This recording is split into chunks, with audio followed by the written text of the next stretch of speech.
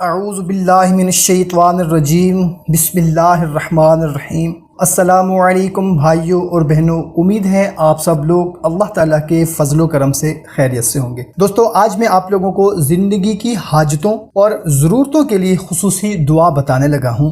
رب انی لما انزلت الی من خیر فقیر۔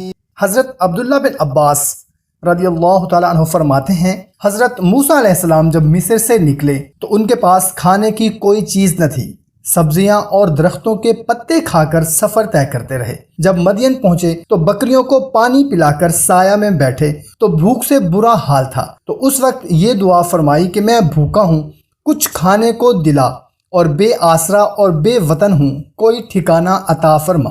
چنانچہ اللہ تعالیٰ نے دعا قبول فرمائی اور سارا بندوبست فرما دیا۔ سبحان اللہ، بہت ہی پیاری دعا ہے، اس کو زیادہ سے زیادہ پڑھیں، انشاءاللہ تعالیٰ کوئی بھی آپ کی حاجت ہوگی، کوئی ضرورت ہوگی، انشاءاللہ تعالیٰ پوری ہو جائے گی۔ اچھی بات کو دوسروں تک پہنچانا صدقہ جاریہ ہے، اس کو زیادہ سے زیادہ شیئر کریں۔ ملتے ہیں ایک نئی ویڈیو میں، اپنا خیال رکھیے گا، اللہ حافظ۔